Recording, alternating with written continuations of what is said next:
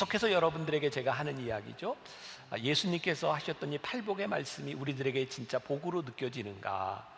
우리의 의식의 전환, 우리의 생각, 우리의 태도의 전환들이 이루어지지 않는다면 이것은 우리들에게 복으로 들려지지 않는다는 거죠. 그래서 제가 매주 한 가지씩 의식 전환에 대한 이야기들을 서론 부분에 하고 넘어갑니다. 오늘은 제가 성공하는 사역자들의 7가지 습관이라고 하는 책을 쓴 스티븐 카비의 그 서론 부분에 나오는 이야기를 하나 소개하려고 합니다. 이 스티븐 카비가 어느 날 주일 아침에 뉴욕의 지하철을 타게 됩니다. 탔더니 다 조용하게 자기 일들을 하고 기차를 타고 가는 상황입니다. 근데 다음 역에 한 중년 남자와 함께 아이들이 같이 타게 되었습니다. 근데 이 아이들이 타자마자 얼마나 시끄럽게 지하철을 이렇게 오고 가고 또 신문을 보고 있는 사람들을 건드리고 신문을 건드리고 아주 시끄러운 상황이 된 거예요. 근데 이 아이의 아버지가 스티븐 카비의 옆에 앉게 되었습니다. 참다 못한 이 스티븐 카비가 이렇게 말을 합니다. 책에 보니까, 선생님, 아이들이 저렇게 많은 손님들에게 폐를 끼치고 있습니다. 어떻게 아이들 좀 조용하게 할 수 없겠습니까? 이 상황에서 이 남자는 이렇게 말을 합니다. 당신 말이 맞네요. 저도 뭔가 어떻게 해봐야 되겠다고 생각합니다. 그런데 사실 지금 막 병원에서 오는 길인데 1시간 전에 이 아이들의 엄마가 죽었습니다. 저는 앞이 캄캄해서 무엇을 어떻게 해야 할지 모르겠고 아이들 역시 이 일을 어떻게 해야 될지 막막한 것 같습니다. 그 순간 스티븐 카비는 자신의 삶의 패러다임이 바뀌었다는 이야기를 합니다. 그리고 이렇게 말하고 있습니다. 나는 갑자기 상황을 다르게 보기 시작했고 상황을 다르게 보았기 때문에 다르게 생각하게 되었고 다르게 느끼게 되었기 때문에 다르게 행동하기 시작했다. 나의 짜증은 사라졌고 화가 났던 내 자신의 태도나 행동을 어떻게 다스릴까 걱정할 필요도 없었다. 내 마음은 온통 이 사람이 가진 고통으로 가득 채워졌다. 뛰어노는 아이들이 바뀐 것은 아니지만 그 뛰어노는 아이들을 바라보는 스티븐 카비의 마음이 바뀌었을 때 다르게 보게 되었다는 거죠. 의식의 전환이라고 하는 것은 사실은 우리가 바뀌어지지 않으면, 우리들이 주님의 마음으로 보지 않으면 이 팔복 말씀을 우리들의 삶의 복으로 받아들일 수 없는 것일지 몰라요. 그래서 우리가 오늘도 이 말씀이 우리들에게 진짜 이것이 복이구나 라고 느껴질 수 있도록 주님께서 하시는 말씀이 무엇인지를 우리들이 배워가려고 합니다. 오늘 말씀이 온유한 자는 복이 있나니 저희가 땅을 기업으로 얻을 것이며. 그런데 이런 문제가 있는 거죠. 진짜 여러분들이 생각하기에 온유한 자가 복이 있습니까? 어쩌면 우리는 2가지 의미로 이야기하는 것 같아요. 이 사람 참 온유하네, 칭찬일 경우도 있고, 이 사람 참 온유하네, 참 무능력하네. 우리들이 살아가는 이 세상에서 온유하다고 하는 것이 진짜 미덕일까, 아니면 무능력한 사람을 비아냥거리는 것일까? 그래서 우리가 온유함이라고 하는 것을 이 세상에 미덕으로 생각할 수 없는 이 세상 가운데서 많은 크리스찬들이 예수님을 믿으면서 온유함보다는 우리들이 힘과 권력을 바라고 기도할 때가 많은 것 같아요. 주님, 저에게 힘을 주셔야 제가 이 세상을 바꾸고 복음으로 바꾸지 않겠습니까? 그런데 예수님께서 우리들에게 보여주셨던 것은 권력, 힘에 대한 것이 아니라 예수님께서는 우리들에게 십자가를 통하여 이 세상을 바꾸는 것은 힘이 아니다라는 것을 우리들에게 계속해서 말씀하고 계세요. 십자가를 지시기 위해서 골고다 언덕으로 가시던 예수님은 예수님을 따르던 제자들에게 나를 배우라 라고 말씀하셨어요. 마태복음 11장 28절, 29절, 30절 유명한 말씀이죠. 우리 같이 한번 봉독합니다. 시작. 수고하고 무거운 짐진 자들아 다 내게로 오라. 내가 너희를 쉬게 하리라. 나는 마음이 온유하고 겸손하니 나의 멍에를 메고 내게 배우라. 그리하면 너희 마음이 쉼을 얻으리니 이는 내 멍에는 쉽고 내 짐은 가벼움이라 하십니다. 이 코로나 시대에 제가 아주 영적으로 얻는 유익 가운데 하나는 주일 아침마다 일찍 우리 장로님들이 함께 책을 읽으며 공부하는 거예요. 요즘 후안 카를로스 오르티제 목사님의 제자입니까? 라고 하는 책을 읽고 있는데요, 그 책 중에 이런 이야기가 나옵니다. 바로 이 말씀을 가리켜서 사람들에게 묻는 거죠. 여러분들은 이 말씀 가운데서 어떤 부분이 가장 마음에 와닿습니까? 대부분의 사람들이 이렇게 이야기합니다. 너희를 쉬게 하리라. 이 말씀이 와닿는다는 거예요. 근데 이 말씀을 가만히 보면 이 말씀의 방점, 이 말씀의 강조는 너희를 쉬게 하리라에 있는 것이 아니라 나의 멍에를 메고 내게 배우라, 그리하면 너희 마음이 쉼을 얻으리니에 있습니다. 사실 이 말씀은 예수님께서 나를 배우라고 말씀하셨을 때 나의 멍에를 메고 나를 배우라고 말씀하고 있는 거죠. 이 온유와 겸손, 이것이 우리들의 삶을 가볍게 하는 것인데, 온유와 겸손으로 주님의 멍에를 매는 것이 우리의 삶을 가볍게 하는 것인데, 우리는 이것은 빼놓고 쉬게 하리라에 우리들이 이 말씀을 보고 있는 것은 아닌가. 중세 교부였던 어거스틴은 이렇게 말을 하죠. 그리스도인이 구할 덕은 첫째도 겸손이요, 둘째도 겸손이요, 셋째도 겸손이다. 또 우리가 좋아하는 말씀 가운데 이런 구절이 있어요. 주 앞에 낮추라, 그리하면 주께서 높이시리라. 이 말씀 너무 좋잖아요. 그래서 우리들이 자꾸 낮아지려고 노력합니다. 근데 낮아지려고 노력하는 근본적인 목적은 어디 있어요? 그래야 주님이 높이시니까. 우리가 이 말씀을 잘 이해하는 것 같지만 정말 잘못 이해하고 있는 거죠. 이 말씀의 초점은 낮아지는 데 있습니다. 낮아지는 데 있어요. 낮아지면 주께서 높이세요. 그런데 우리는 높아지기 위해서 낮아지려고 하는 거죠. 이 온유함에 대한 우리들의 올바른 이해, 그러면 잘못된 이해는 무엇일까? 저는 그동안 우리 기독교 공동체에서, 우리 교회에서 이 온유에 대한 잘못된 이해로 인하여 우리는 온유함을 무기력함으로 생각하는 것은 아닌가라는 마음이 들기도 합니다. 우리가 살아가는 이 세상에 얼마나 부당한 일이 많아요. 불의한 일이 얼마나 많습니까? 불합리한 일이 얼마나 많습니까? 그런데 우리는 나 하나만 참으면, 나 하나만 온유하면 문제될 것이 없어 라고 생각하며 나는 온유하다고 생각할 때가 있죠.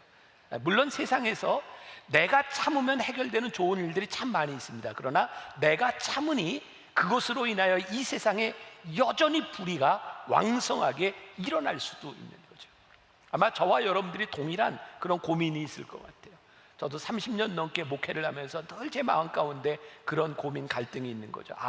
문제를 만들지 말고 그냥 지나가자. 근데 문제를 만들지 말자라고 하는 이 말 가운데는 정말 하나님의 뜻이 합당하게 이루어지는 경우도 있지만 하나님의 마음에 반하는 불의한 일에 우리들이 굴복할 때도 있는 것 같아요. 그래서 그리스도인들이 그동안 많이 이야기했던 온유함이라고 하는 것들이 어떻게 나타나는가? 도덕적 무관심으로 나타날 때가 많이 있어요. 그러니까 오늘 성경에서 이야기하는 온유한 자는 복이 있나니 라고 하는 것은 도덕적 무관심을 만들어내는 그런 온유함은 절대로 아니라는 거죠. 자, 제가 예를 하나 들어보겠습니다. 제가 이 말씀을 처음 만나교회에서 전하던 때가, 이 팔복 말씀을 제가 1999년도에 청년들과 함께 나누었습니다. 이 말씀은 제가 다시 준비한 거고요. 그래서 그때 저에게 있었던 경험들을 많이 나누었는데, 그게 벌써 20여 년 전이니까 제가 군목 시절에 있었던 이야기들 참 많이 나누었던 것 같아요. 제가 군목 시절에 두 번째 근무한 곳이 어디냐면 대전통합병원이었습니다. 그 당시에 대전통합병원은 조치원에 있었어요. 제가 거기 근무하면서 제일 즐겼던 것 중에 하나가 뭐냐면, 우리 아이들 둘을 데리고 제 아내와 함께 가끔 조치원에 있는 시장을 다니는 거였어요. 제가 굉장히 좋아하는 음식 가운데 하나가 떡볶이, 순대, 오뎅 이런 거거든요. 요즘도 이렇게 집회를 가게 되면 교회에서 이렇게 연락이 와요. 목사님이 좋아하시는 음식은 뭡니까? 그러면 제가 부속실에게 이렇게 얘기해요. 떡볶이, 오뎅, 순대라고. 근데 좋아하는 걸 아무리 얘기해도 아무도 안 사줘요. 근데 그때는 이렇게 그 시장에 가는 게 이렇게 좋았어요. 그래서 아이들을 데리고 이렇게 시장에 가는데 막 복잡한 시장통을 지나가는데요, 글쎄 뒤에서 빵빵 클락션 소리가 울리는 거예요.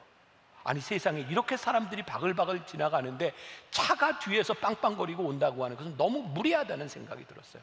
그래서 그때 20대 후반에 이 장교, 대한민국 장교가 군복을 입고 그리고 이제 워카를 신고 이렇게 가고 있었는데, 이건 불의하다고 생각했기 때문에, 그리고 저에게 좀 자신감이 있었던 건 워카를 신었으니까 이렇게 자신감을 가지고 제가요 뒤를 딱 돌아보면서 뭐야 당신?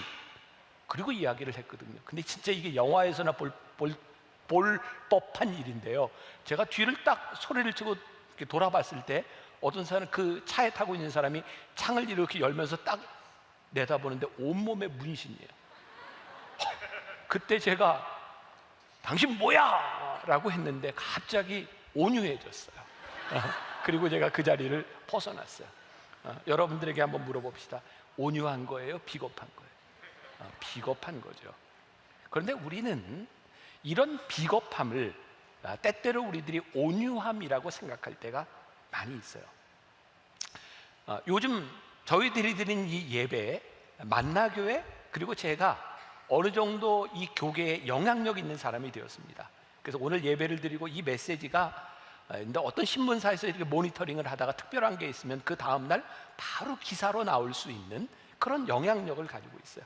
그런데요, 제가 설교를 하다가 참 비겁할 때가 많이 있습니다. 이 이야기를 했을 때 옳고 그름에 대한 문제가 아니라 이 이야기가 만들어낼 파장은 무엇인가, 그게 저로 하여금 말을 많이 못하게 할 때도 있어요. 제가 분당에 살면서, 만나교회 목사로 살면서 저는 가끔 이런 이야기를 합니다. 나 분당에서 돈 없이도 살아. 왜냐하면 어디를 가든 먹을 거 입을 거 우리 교인들이 다 있어요. 제가 가서 뭐 얻어먹고 이러겠다고 하는 게 아니라 어디를 가도 교인들이 저를 환영해 줄 만큼 저는 그렇게 살 수 있죠. 그런데요, 이렇게 살아가면서 저에게도 동일하게 여러분들이 느끼는 것처럼 불이한 일들에 대하여 화가 날 때가 있습니다. 근데 제가 화를 잘 내지 못합니다. 이것이 옳고 그름에 대한 문제뿐만 아니라 내가 화를 냈을 때 내 화내는 모습을 바라보며 사람들이 나에게 어떤 평가를 할까, 그리고 그것에 대하여 뭐 구구절절 설명하고 이러는 것들이 귀찮고 힘이 듭니다. 그래서 화를 내지 못합니다. 이렇게 화를 내지 못하는 내 모습이 온유하냐? 어쩌면 귀찮은 것들을 피해가는 내 모습은 아닐까? 이런 고민이 저에게만 있을까요? 하나님을 믿는 교회를 다니는 우리들에게 이 문제는 굉장히 어려운 고민거리 중에 하나입니다. 특별히 이번 말씀을 준비할 때 저는 존 메가더 목사님의 팔복이라고 하는 책을 제가 많이 참고했는데, 거기에 온유라고 하는 것에 대해서 이렇게 이야기를 하더라고요.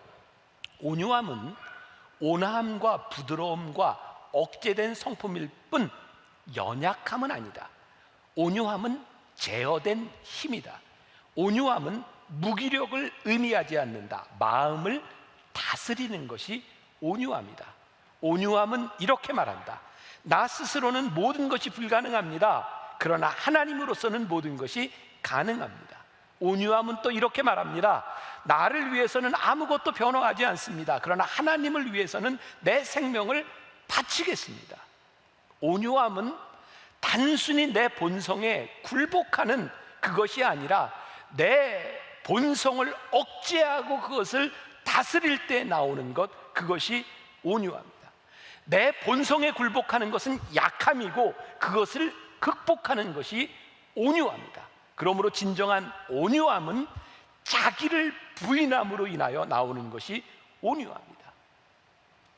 오늘 이 온유함에 대한 말씀, 뭐 여기 보니까 정말 몇십 년 신앙생활 하신 분들도 있고, 그리고 설교 시간에 팔복 말씀뿐만 아니라 온유함에 대한 말을 얼마나 많이 들었습니까? 그러니까 오늘 제가 여러분들과 나누려고 하는 이 말씀은 지식에 대한 것이 아니에요. 여러분들이 지식이 없기 때문이 아니고 지식의 오류에 대한 문제가 아니라 우리들이 온유함에 대한 말을 그렇게 많이 들으면서 이 온유함을 우리들이 살아가고 있지 못하는 거죠.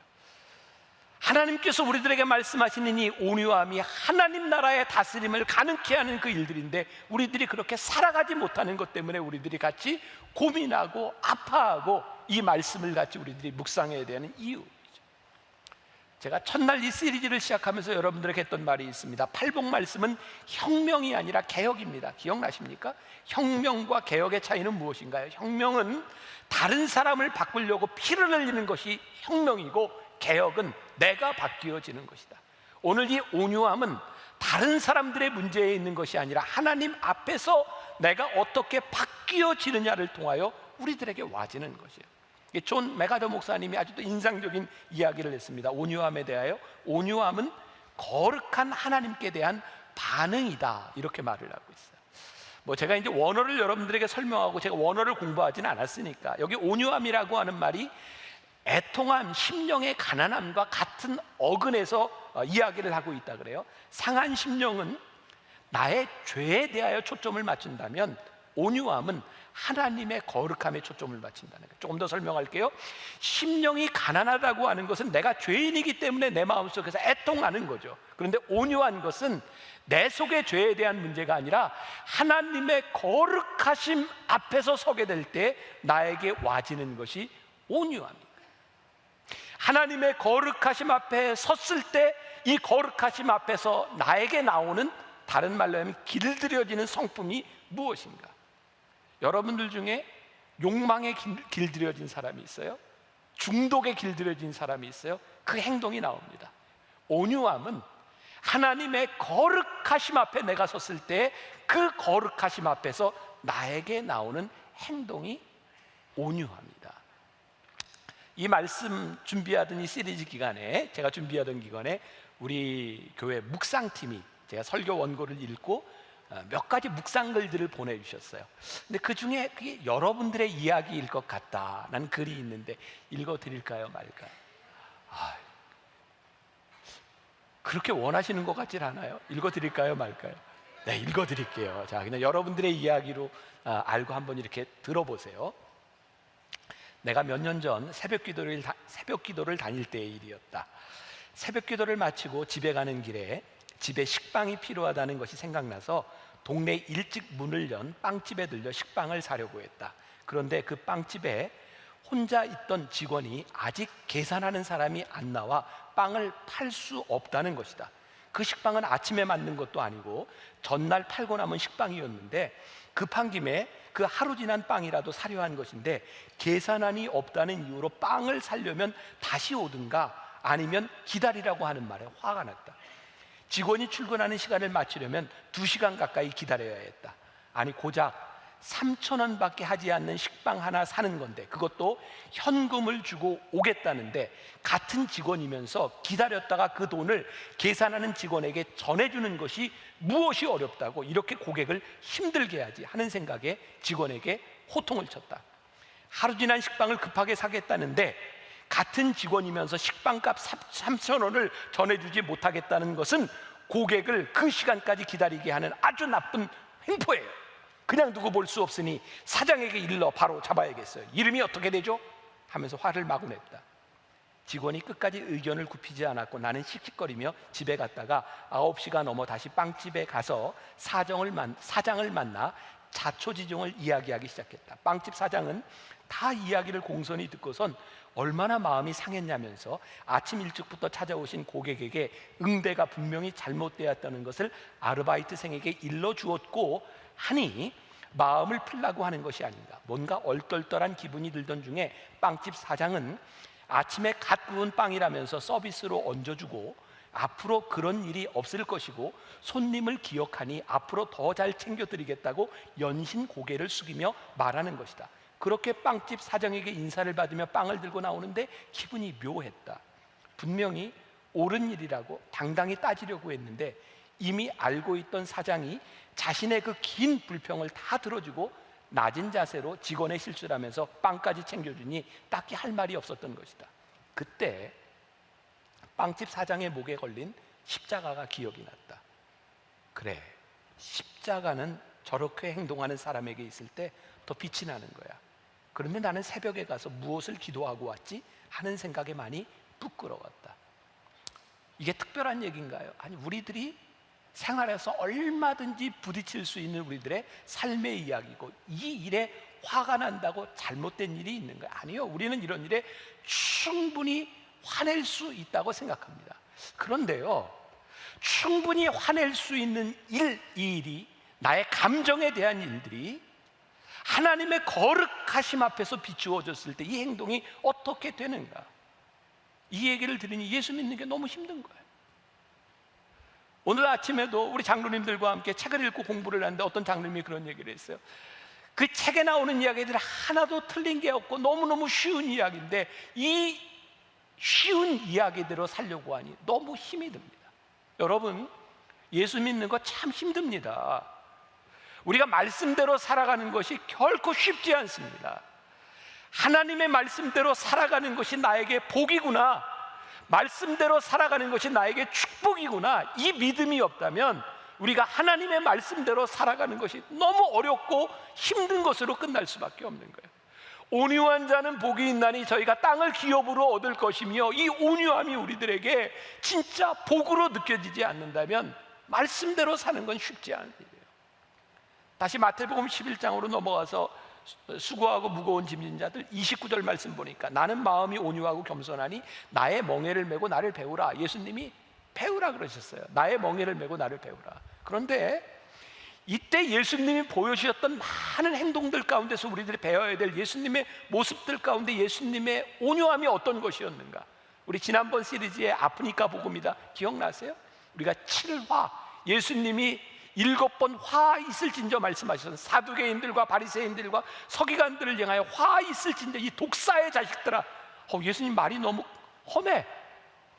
그 예수님의 모습을 보면서 예수님께 배우라고 하셨던 온유와 겸손의 모습 가운데 그 험한 예수님의 말이 들어있는 거죠.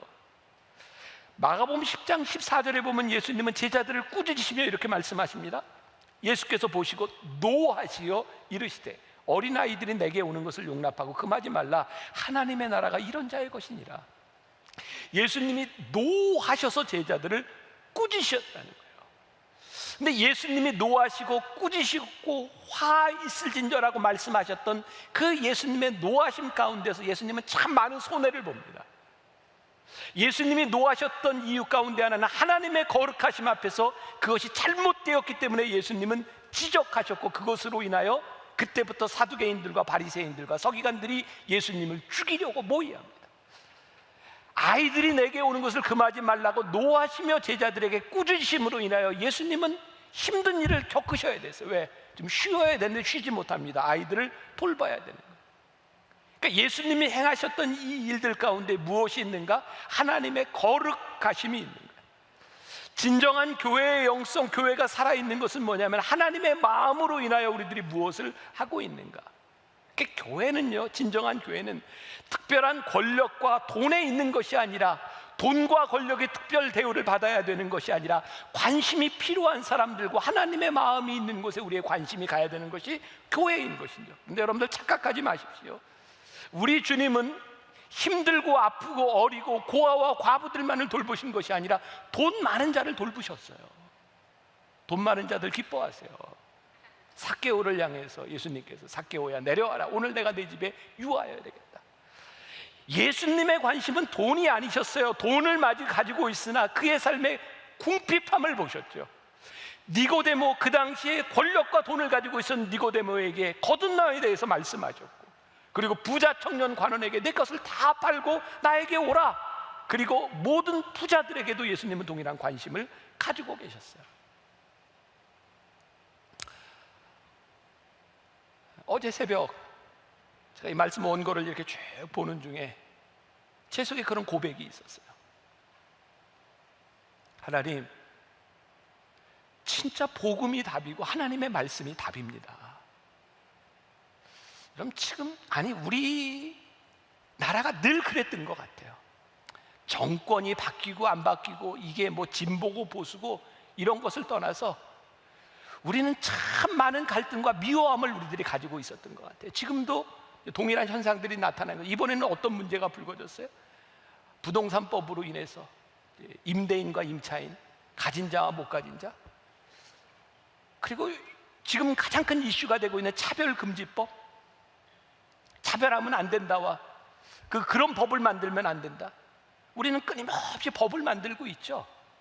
그리고 법을 만들면서 이것이 법입니다라고 하면서 법을 어기는 사람에 대한 증오를 우리들이 가지고 있어요. 이건 정치에 대한 문제, 이데올로기에 대한 문제, 진영에 대한 문제가 아니라 하나님께서 저에게 주시는 생각이 그런 거였어요. 하나님, 교회는, 저 목회자는 아마 평생을 살아가면서 야당이 되어야 될 것 같습니다.